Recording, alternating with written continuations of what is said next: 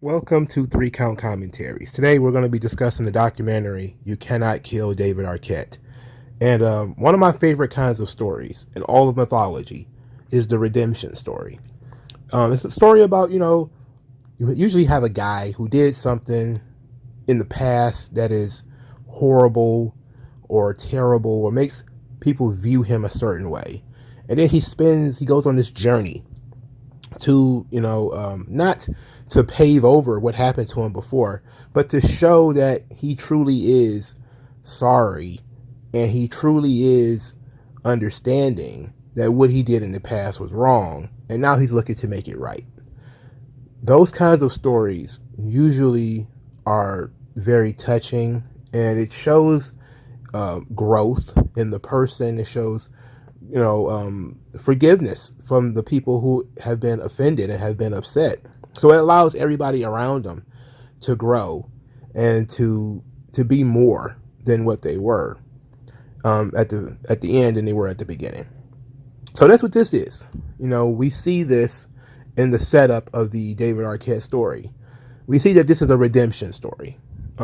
It's not just a guy that is obsessed with wrestling or something like that. This is a redemption story. This is David Arquette acknowledging that what something that he was a part of, even though it wasn't his idea, it was something that he was a part of, had affected and harmed the business that he grew up loving, and now he wants to try to go back and make it right. Now, of course, you can't do that. You can't retroactively make him worthy of being a world champion in WCW. You can't do that. But what you can do is he can pay his dues, pay it forward, use his stardom to help others, which is what he was doing in this documentary. So if you're young and you don't know really what was going on, David Arquette was booked for a movie called Ready to Rumble. It was coming out in 1999-2000. In preparation for this movie, he was put on WCW TV. Vince Russo had the great idea to make him the world champion. Vince Russo believed that David Arquette becoming the world champion would ultimately propel WCW further into the mainstream. And in the short term, it did indeed work. There was more mainstream attention on David Arquette becoming the world champion. But in the long term, it really damaged the brand of WCW. And it made David Arquette an absolute pariah to the wrestling space. And that's how this documentary starts. We start with YouTubers that you may recognize being very, very upset about David Arquette. And this, of course, years upon years upon years of this, of people seeing him as a mockery of the wrestling business, has started to affect David, because he still is a wrestling fan. So he sees this stuff, he's following this stuff, and it starts to beat on his self-esteem. Now, at the point where David Arquette won the WCW World title, I believe he was maybe in his mid to early 20s. At the age of this documentary, he was 46. So you're talking about almost 20 years of negativity in the space that he really likes to be in. He really wanted to be a part of the wrestling thing. And now he gets to be a part of it. It gets a little further than he wanted it to, but hey, what are you going to do? Say you don't want to be the world champion, which I think is something DDP says in the documentary that we'll discuss a little bit further when we get into it. But we're talking about this situation now where he sees that he actively harmed the wrestling business. And now he wants to go back and not only try to fix what he broke, but also he's searching for acceptance. And I think that's really a bigger piece of this story, is that actors in Hollywood, they are they're kind of naturally looking to conform, and looking to be accepted by others. And what we see in this documentary is that David was rejected by Hollywood, and he was also rejected by wrestling. So he now operates on the cusp of both of these things. And what he sees is that it's very difficult for him to operate in either space, and it makes the story far more interesting from that perspective. All right, so let's go through this thing. I'm gonna cut out some of the easier pieces just to get those things out of the way before we really get into the wrestling part of this. So David's childhood. We learned that David was born on a commune, that his mom was abusive, that he loved wrestling as a kid, and that he wanted to be accepted. He always sought to be the perfect son, and he watched wrestling with his dad. His dad was a voice actor. His dad's name was Lewis. He was the voice actor of Jimmy Snuka in the Hulk Hogan Rock and Wrestling cartoon series. And his family was all into the arts. They were puppeteers and poets. His grandfather was a comedian. So he was raised in the arts, as a wrestling fan. His dad actually worked, in voice acting for the WWF. He actually was a fan who went to shows as a kid. So we set up early that David is a huge wrestling fan, and that his family was a little bit dysfunctional, that, he grew up searching for acceptance because he had abusive parents. So that sets the story right there. So then we get into his career, which, nobody cares about. But we see that he was a promising young actor. This is Courtney Cox telling this story, his ex-wife, the father of his oldest daughter. And he was seen as being in the same class as guys like Leonardo DiCaprio. And we know how big Leonardo DiCaprio is these days. But over time, he was typecast as being sort of silly, being a little too goofy. And the wrestling thing actually took it to the next level. Because Courtney Cox says, look, it was embarrassing how excited David was about being in wrestling and how much he embraced it. Nobody really appreciated his love for it, and nobody really had the same love for it that he did. So you see that, he kind of gets a bad reputation. Like, actively engaging in pro wrestling actively harmed his career to a degree. His brother and sister are in the documentary. They said how David's not given his proper respect for participating in wrestling and feeling like he did elevate wrestling a little bit. His wife and daughter, current wife, oldest daughter, Coco, says that, they were not initially into this whole journey into mystery about, David wanting to redeem himself to the wrestling fan. They didn't really understand it. And there's a specific scene in there where the wife is trying to get David to explain to her, why does he care about this so much? But, even furthermore, she wanted him to ask her permission before he started to do it, which I was like, whoa. But, the whole thing is, and we'll get into this in a moment, David has serious health issues. So, they're like, look, you've had a heart attack. You're an alcoholic. You have high anxiety. The doctors are telling you not to do this. He has all types of brain issues and stuff like this. Why are you getting involved with this wrestling thing? And David says, I believe it was kind of right before he leaves the room, he was like, you don't understand how they talk about me. You don't understand how they think about me. Like, it's not you that they're talking about. It's me. And you see that this sort of thing really, really bothers him. How wrestling fans have viewed him for the last 20 some odd years really does bother him. And he goes on this really serious mission to correct this and to fix it. And it's a search for redemption. It's a search for acceptance and approval, for embarrassing the business that he grew up loving. So as we kind of set the stage as far as the why he's doing this stuff. So now we get into the how he's doing this stuff. So David wants to get back into the wrestling space, but he's not really sure how. So what he does is he flies himself to Detroit to do the Legends of Wrestling event for Brian Knobbs, the one half of the Nasty Boys. David asks him to join the show. Brian Knobbs completely doesn't want David Arquette involved with this at all. Kind of forces him to buy a ticket. This ends in a sort of a shoving match between the two, where David is then kicked out of the arena and is told that he doesn't deserve the respect of other world champions because he embarrassed the business. And he says that he still feels like an outsider. And so now he understands that he has to find a way to get inside. David sort of laments that his time in WCW, they didn't teach him anything. He didn't learn, he didn't get to train. He was just basically put in there and told, this is what you do. That he never really got an opportunity to learn to wrestle or to wrestle. That he basically just took bumps and sort of was used as a as a thing to move the story along. He really didn't get to do anything. So now he says that, I have to go learn how to wrestle. If I want to be a wrestler, I need to go learn how to wrestle. And he's telling people like over the phone and stuff, like, look, and everybody doesn't really understand why he's doing what he's doing. And he says to them, I'm a carny at heart, which I thought was funny. But he's trying to find a way now to get back into wrestling. One of the ways he can do that is by utilizing his celebrity. So David is contacted by a Chris Harris of Richmond X Wrestling, and they're going to bring David Arquette in to do an autograph signing. And David is super excited to do this autograph signing at this podunk indie event.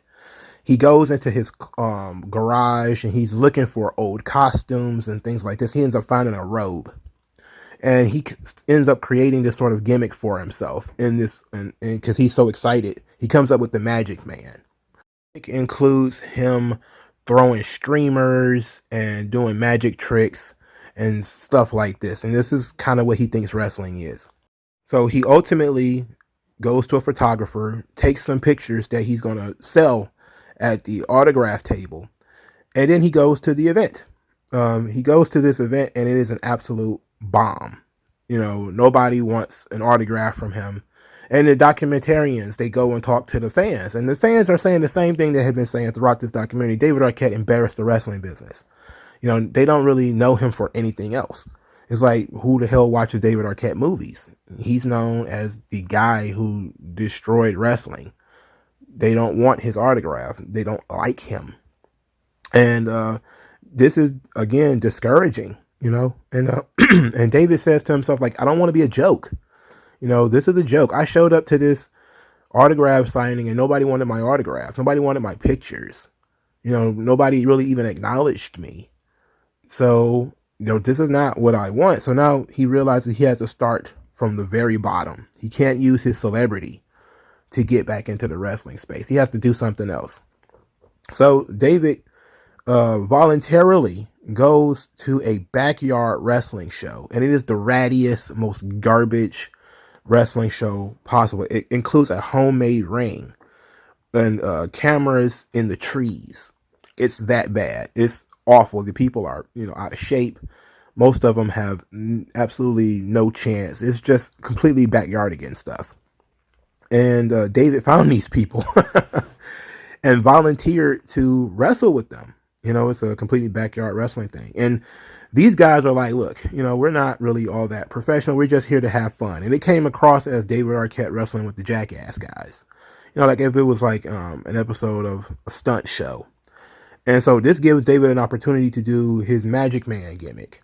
So he's throwing out 100 props and he's doing all of these crazy things. And he's got to wrestle and he's got gear on. And it's all just one big show. And David is really having fun getting involved with this thing. And during the match, the ring collapses because it's a homemade ring. It's a crappy homemade ring.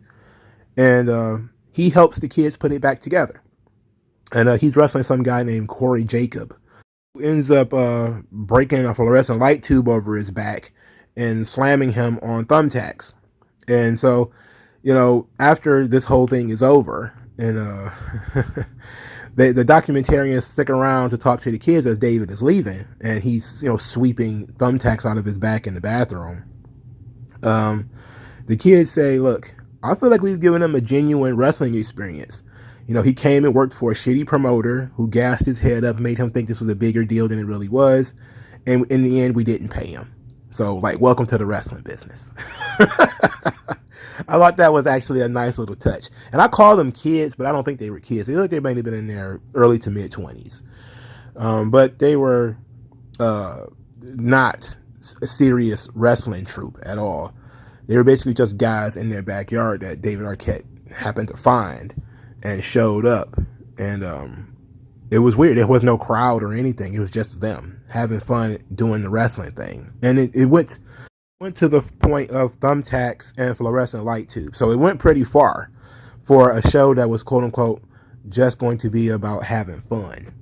So David has tried out actual wrestling. That was the point of him going to work for the podunk backyardigans, is that he wanted to make sure he could really do this and that physically he could handle it. Once he realized that, hey, I guess I could do this. I did the thumbtacks, I did the light tubes. I guess I could do this. He goes to find a wrestling school called RC's Wrestling School in Virginia. This is where David learns to get in the ring with pros. He learns his first collar and elbow tie-up here. And RC, I have no idea who this guy is, says that, now David's going to get a really good idea of what wrestling is. That, when David came in, and we saw this earlier in the documentary, David thinks that wrestling is a joke. So it's all about laughing and joking and having fun. He says, you look at David now, he's in there sweating. He might not get a water break. He might not get a break at all. The laughs and the jokes have stopped. And this is something that David wanted. David at the end of this is like, this is what I wanted in WCW. It felt good to train. It felt good to go out there and actually, have people pushing you to get better and wanting him to improve. And so now he's more invigorated than ever to do this wrestling thing. And, after training, he realizes that what he fell in love about wrestling in the first place, the mythology of the good and evil. And this is why he really loves doing it. And then he takes the footage of him wrestling the backyardigans. So he takes it to his kids. And he has a 14-year-old daughter named Coco that he has with Courtney Cox. And he has 2 other children that he has with his new wife. And his young son is watching this and watching him wrestle in the backyards. And Coco, his daughter, absolutely hates this and thinks that it's stupid and doesn't really understand it. She's a teenager. She's 14. But his son likes it. His son, so he asks the kids, should I keep doing it? And his son is like, yeah, but his daughter was like, absolutely not. Stop this. Stop doing this. This is ridiculous. But he feels like he has to do it. And his wife says something that was very interesting during this point in time, where she says that you're just afraid of growing old. You're just thinking you're getting old. And this is where it kind of goes back a little bit. I kind of skipped over it, but that's another one of David's sort of reasons for doing this. Is that he says that everybody, I love how kids see the world. Growing up sucks. I don't really want to grow up, and so part of not wanting to grow up is participating in wrestling, and she thinks she's got it pegged, and you can have multiple reasons for wanting to do something, and fear of growing old and fear of what could have been can be 2 very valid reasons for doing things. So David goes backstage, goes to his garage, and he's got puppets in his garage. He's got a puppet that looks just like him. And it represents the debate he's having with himself about whether he should continue doing the wrestling thing. And he ends up choking the puppet and pinning the puppet and decided that he's going to go continue to do it. So then he contacts DDP, and he tells DDP, I want to get into wrestling. I need you to help me out. And DDP tells this thing where he's like, look, it's probably not a good idea. Your health is not the best. You don't need to do this. But, we get that what you did was disrespectful to the business. But, it really wasn't your fault. It was something you were told to do. What can you expect people to do? Like a guy who always wanted to hold that belt got a chance to be that champion. Are you really going to say no? And I think DDP has a very grounded opinion of this. If you were to ask me if I wanted to be the world champion, it's like, yeah, would it, disrespect the business? Probably. But would I care in the end? I don't know. It will be up to the business to fix itself. The business has been through a lot of stuff. It's hard to say that I'm the one serious thing that destroyed the business, but this is what David Arquette believes. This is what a lot of the wrestling fans believe. They think WCW was doing fine until David Arquette became the world champion. It's not true, but that's what they believe. So David Arquette ends up convincing DDP to help him. And so they start doing some training in Cancun, Mexico. They start doing DDP yoga. Everything with DDP in it is a commercial for DDP yoga. So DDP is willing to guide him, willing to help him out. They start training and doing DDP yoga. Then DDP sends him to train with some luchadors in Mexico.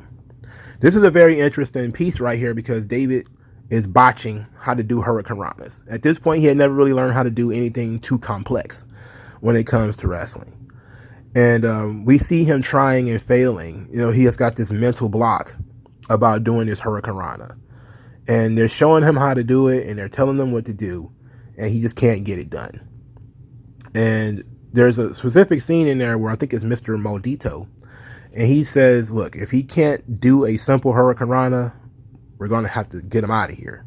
He needs to be able to really get in there and do it. And they gave him a couple of more chances, and he finally ended up doing a Hurricane Rana, which shows that he was really trying. And so from there, he actually starts to get it a little bit as far as wrestling in Lucha Libre style.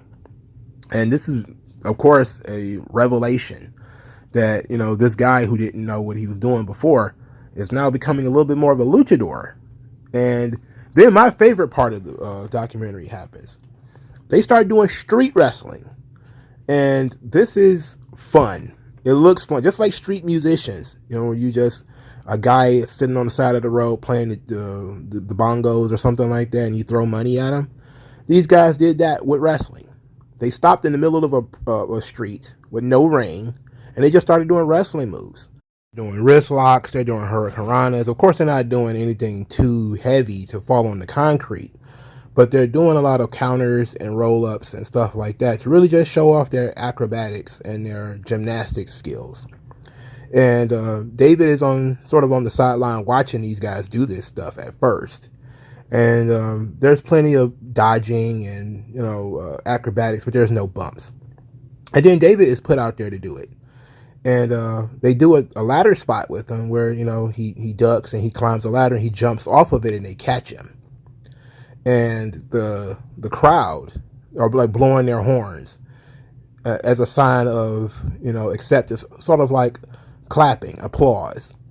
And then people start to hand him money, like outside of the windows of their cars, they're like dangling cash. And of course he has to go out there and collect the cash.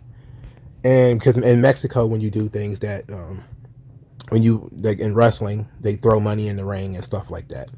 So in this situation, they're handing him money out of the car, like he's panhandling. And this, of course, is a huge confidence booster for David because now he's finally done something and he's being paid for what he did in terms of wrestling. And this is great. This was an absolutely tremendous scene because it introduced me to something I didn't know existed, which was street wrestling. But it also really showed him that he's coming along, that people are willing to pay him to do this. So from there, we naturally move to him having his first real match. This is a show in Tijuana. It's a trios match. He's teaming with the guys who trained him, the luchadors who trained him, Mr. Maldito and two other guys. The luchadors gift him with a mask, his own luchador's mask, which they said he earned. And but he is still announced by his actual name, which is David Arquette. He's just wrestling in a mask, though. He has a decent performance here. The fans in Mexico really appreciate what he did, and they were talking about how much they liked his performance. And then one of the luchadors, Mr. Maldito, removes his mask. Now, they do the really respectful thing, which is, they blur his face. But he removes his mask and gives it to David and says, this is your mask now. You can have this. Autographed and everything. And now David is feeling a little bit more accepted. Okay, I came to Mexico and didn't quite conquer it. This was a very, very, very small independent show. But I got through a trios match. I got applause. I got paid. People are into what I'm doing. Now he's starting to look like there's light at the end of the tunnel. Now we can actually see that maybe he will make it in terms of becoming a pro wrestler. David is now back in the United States where he goes on the Wendy Williams show. There, he announces his return to pro wrestling. This, of course, embarrasses his daughter. Before he really formally starts taking bookings, however, he goes to the X-ray center. And the doctors ask him if he's been in a car accident because of he has bruised ribs. And David is like, okay, well, if I'm not dead and I'm not dying, I'm just going to keep wrestling. So this is where we get Peter Avalon of AEW fame is brought in to train with David. David builds a ring in his own house, which his wife is absolutely shocked about. Like, now we have this thing in our yard. This wrestling ring in our yard. Because now he's all in now. Like before he was trying to find, get his foot in the door. But now he's got his foot in the door. He's going all in. This brings out RJ City, who I think does some stuff for WWE currently. He calls out David Arquette. TMZ, of course, picks this up. And they shoot an angle on the red carpet where they kind of have a shove-in match and a slap contest. From this point, we do David Arquette's going to wrestle a match. This is for Championship Wrestling from Hollywood. I actually watched this match, by the way. But David is taking this seriously. So now he goes and he gets a tan. He waxes his body, his chest hair, and he's shaved, and he's super orange. He looks a lot like a pro wrestler. He's really orange. And then he's told by his wife, how are you going to show up to your movie looking like this? Like he's got this fake tan and everything. So now he goes and to wash the fake tan off because he has movies to shoot and he can't go to the movie premieres super orange. And so then he starts talking about, hey, wrestling is real. It's a play on steroids. It's a theatrical sport. And he is very serious about this. And so we go and we get some of the backstage stuff between his match with RJ City as they walk through the match, basically blow by blow. What RJ City said they were going to do is what you saw in the match if you dared to watch it. And David does a good job. He's working babyface in this situation. RJ City is working heel. His wife and his daughter are watching in the crowd. They're watching this match. This is his first real match. And his daughter changes her mind. This performance says that, oh my God, Dad is actually good at this. This is actually fun. It's entertaining. He should keep doing it. Now, of course, we get Joey Ryan. Joey Ryan is in this because this is before Joey Ryan was canceled. Joey Ryan gives David Arquette the big thumbs up of approval, which, take it or leave it. But Joey Ryan was a guy who's been around in that area for a long time. So it probably meant something to David Arquette and to some of the other people that Joey Ryan was approving of this. So David Arquette is buffing out some of the bruises that he's collected. And he says, when I'm out there in the wrestling ring, I'm not David Hollywood fuck up like some people think I am. And that's another thing. Again, he's slowly but surely becoming a little bit more confident. He's slowly but surely not beating himself up. He thinks that, I'm finally becoming something. Now his wife is noticing a lot of different changes in David. David has stopped smoking. David has gotten in excellent shape, but it's for wrestling. He's gotten himself, he's 46 years old. He's had a heart attack. Now he stopped smoking. He's stopped drinking. He's doing everything he can do to prolong his wrestling career.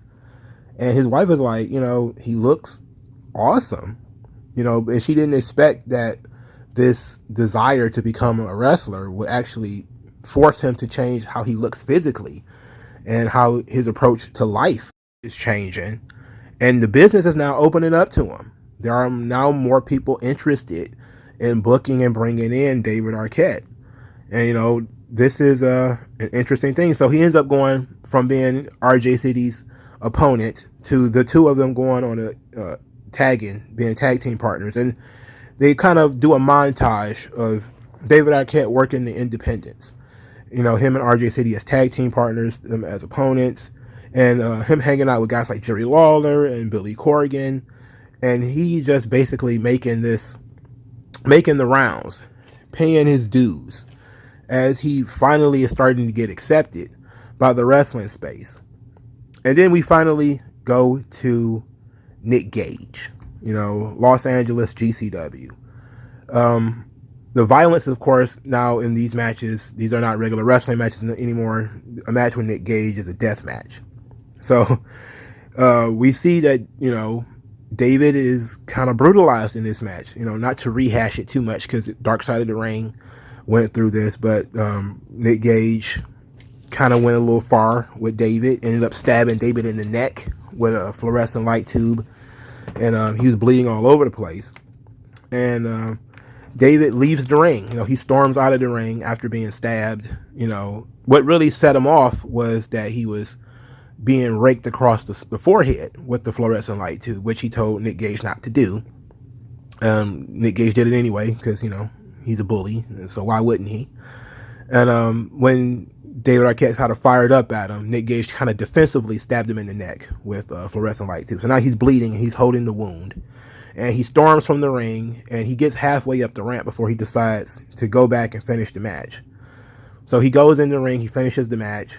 They kind of cut out a lot of the controversy around this.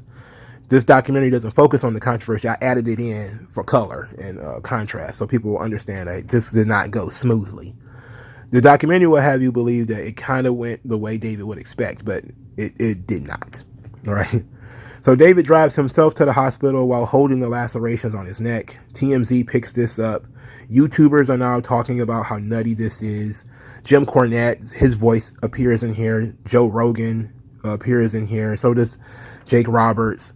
They basically show clips of Jake Roberts and Joe Rogan talking about David Arquette wrestling and how ridiculous it is. And Joe Rogan thinks he's only doing this because there's no more movie roles for him to do. So now he just jumped into wrestling, and they're kind of laughing at him. And of course, Jim Cornette is calling them idiots and calling them morons and stuff like that. And it begins to question whether he's still not accepted, in the wrestling space. Jake Roberts and Joe Rogan and Jim Cornette are all making fun of him. So despite the fact that he's done all this stuff, he's still kind of being made fun of. And that kind of bothers him. That begins to bother him as he's recuperating from this death match with Nick Gage. We see at WrestleCon 2019, David Arquette is laying on the floor. His psychiatrist is worried that he's going to relapse. And his wife says, look, after the death match with Nick Gage, his life became a little bit unglued. Luke Perry, who was one of his best friends in the world, ended up dying. And Luke Perry was the one who drove David Arquette to the hospital after the death match with Nick Gage. And now Luke Perry is dead. And she worried about, how David is going to take this. And throughout the story, we see that David, one of his favorite wrestlers is Macho Man Randy Savage. And he's watching old Macho Man matches and talking about how much he was in love with Miss Elizabeth and how he always wanted to have his own Miss Elizabeth and that sort of thing. And but he gets another phone call, and it's from Brian Knobbs, and he is being invited to the Legends of Wrestling event in 2019 to wrestle Mr. Anderson, Ken Anderson. And this is the event that he was kicked out of a year prior. And now he's being asked to come in and wrestle with Mr. Anderson. I think this is very effing cool. And he's telling people, like, look, y'all don't understand that, the day I wrestled Jeff Jarrett and DDP on WCW was one of the greatest days of my life. And so him being asked to come to a wrestling event was great for him. It was a huge confidence booster. So David hits the training hard for this match. And he, even though he kind of had relapsed over the death of his friend, he's now getting back on the wagon because he's got this big match that's coming up with Mr. Anderson. And as he shows up to the show, it was kind of corny that this happened, but it was also kind of sweet that his wife decided to be his valet for this match. So she kind of wore like this sparkly red dress, and it was all nice. It was kind of like you could see it coming because it did kind of this kind of gimmick on Glow, where the husband initially wasn't into it, and then over time he kind of warmed up to it. So now the wife sees that wrestling makes him happy, so she kind of wants to participate too. It was nice. He has this match with Mr. Anderson. The crowd loves his performance. Booker T is there to sort of give him a back slap and a handshake. And he finally gets his handshake from Brian Knobbs, what he was looking forward to in 2018. He finally gets it in 2019. And as the documentary ends, we get that David Arquette became one of the top 500 wrestlers in the world in 2019. And it was something that he took very seriously. And he felt like he finally achieved something.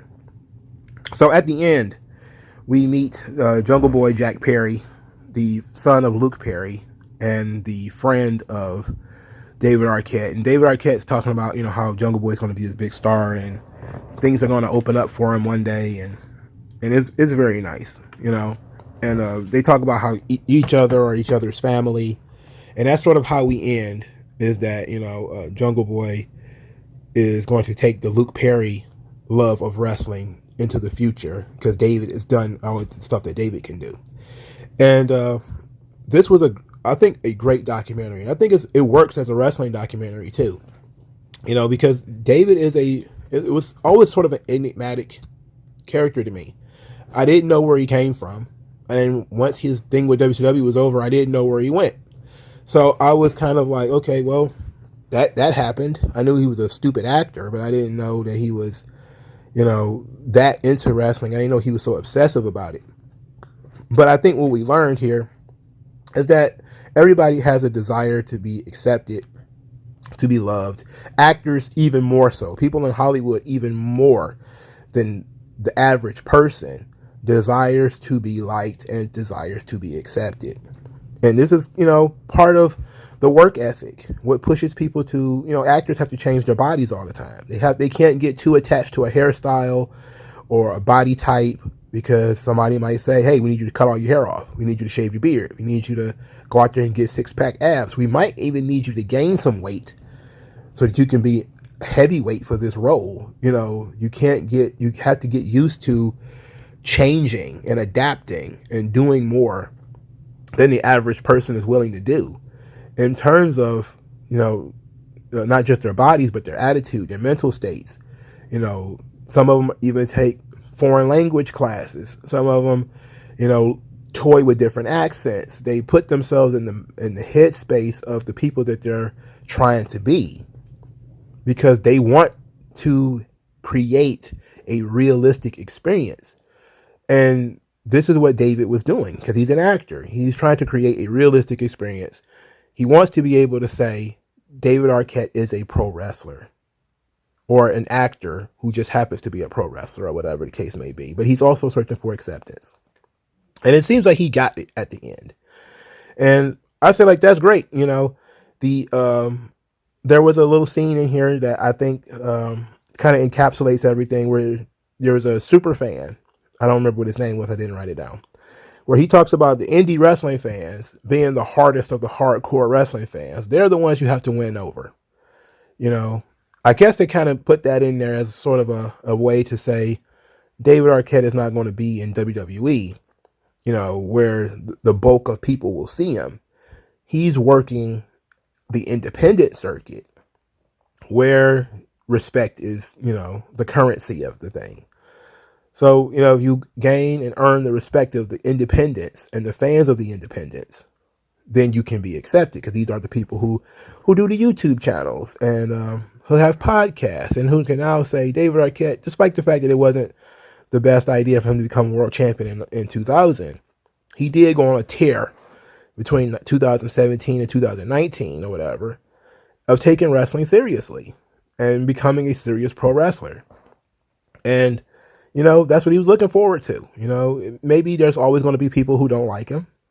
There's always going to be people who disagree with him. And I think that's really what we came to at the end, when it comes to like Joe Rogan and Jim Cornette and people who don't take either wrestling seriously or take wrestling too seriously to the point where there's nothing Arquette can do that will change their mind.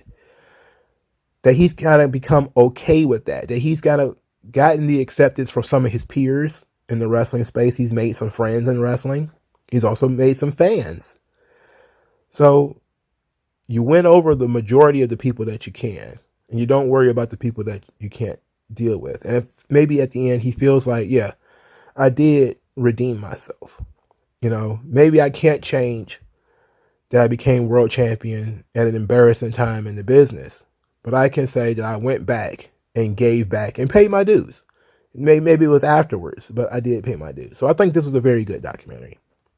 But what did you guys think if you watched this? Or if you guys liked the review, let me know in the comment section below. Like this video, share this video, subscribe to the channel, donate to the channel. Thank you guys for your time. I'll talk to you guys later, man. Peace.